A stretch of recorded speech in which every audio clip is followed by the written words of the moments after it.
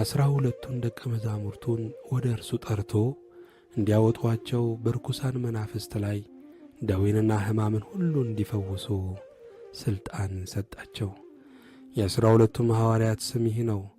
መጀመሪያውም ጴጥሮስ የተባለው ስምዖን፣ ወንድሙ እንድርያስም፣ የዘብዴዎስ ልጅ ያዕቆብም፣ ወንድሙ ዮሐንስም፣ ፊልጶስም፣ በርቶሎሜዎስም፣ ቶማስም፣ ቀራጩ ማቴዎስም፣ የአልፌዎስ ልጅ ያዕቆብም፣ ታዴዎስም የተባለው ልብድዮስ፣ ቀሬናዊውም ስምዖን፣ ደግሞም አሳልፎ የሰጠው የአስቆሮቱ ይሁዳ።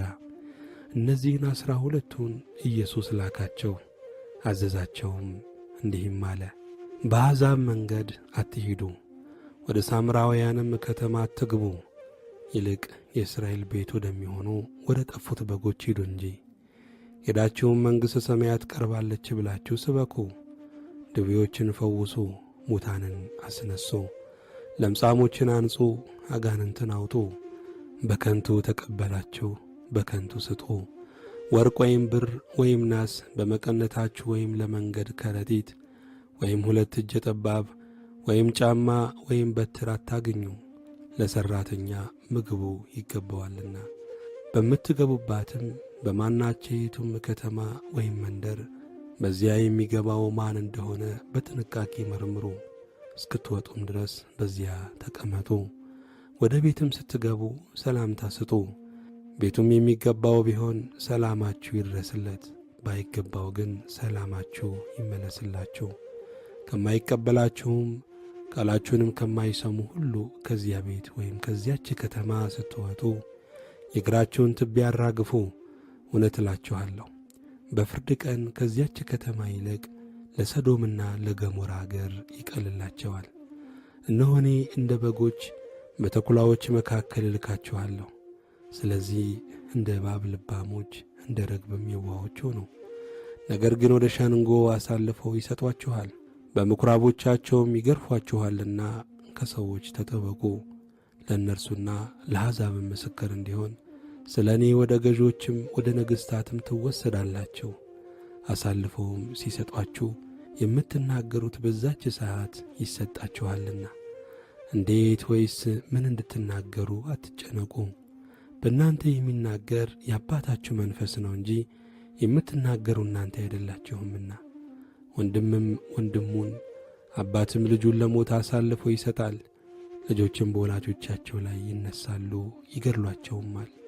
በሁሉም ስለ ስሜ የተጠላችሁ ትሆናላችሁ። እስከ መጨረሻ የሚጸና ግን እርሱ ይድናል። በአንዲቱ ከተማም መከራ ቢያሳዩአችሁ ወደ ሌላይቱ ሽሹ። እውነት እላችኋለሁና የሰው ልጅ እስኪመጣ ድረስ የእስራኤልን ከተማዎች አትዘልቁም። ደቀ መዝሙር ከመምህሩ ባሪያም ከጌታው አይበልጥም። ደቀ መዝሙር እንደ መምህሩ ባሪያም እንደ ጌታው መሆኑ ይበቃዋል።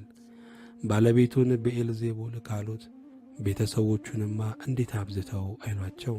እንግዲህ አትፍሯቸው፣ የማይገለጥ የተከደነ የማይታወቅ የተሰወረ ምንም የለምና። በጨለማ የምነግራችሁን በብርሃን ተናገሩ፣ በጆሮም የምትሰሙትን በሰገነት ላይ ስበኩ። ሥጋንም የሚገድሉትን ነፍስን ግን መግደል የማይቻላቸውን አትፍሩ። ይልቅስ ነፍስንም ሥጋንም በገሃነም ሊያጠፋ የሚችለውን ፍሩ። 2 ድንቢጦች በ5 ሳንቲም ይሸጡ የለምን? ከእነርሱም አንዲቱ ያለ አባታችሁ ፈቃድ በምድር ላይ አትወድቅም። የእናንተስ የራሳችሁ ጠጉር ሁሉ እንኳን ተቈጥሮአል። እንግዲህ አትፍሩ፣ ከብዙ ድንቢጦች እናንተ ትበልጣላችሁ። ስለዚህ በሰው ፊት ለሚመሰክርልኝ ሁሉ እኔ ደግሞ በሰማያት ባለው በአባቴ ፊት እመሰክርለታለሁ። በሰው ፊትም የሚክደኝን ሁሉ እኔ ደግሞ በሰማያት ባለው በአባቴ ፊት እክደዋለሁ። በምድር ላይ ሰላምን ለማምጣት የመጣው አይምሰላችሁ፣ ሰይፍን እንጂ ሰላምን ለማምጣት አልመጣውም። ሰውን ከአባቱ ሴት ልጅንም ከእናቷ ምራትንም ከአማቷ እለያይ ዘንድ መጥቻለሁና ለሰውም ቤተሰቦቹ ጠላቶቹ ይሆኑበታል። ከእኔ ይልቅ አባቱን ወይም እናቱን የሚወድ ለእኔ ሊሆን አይገባውም።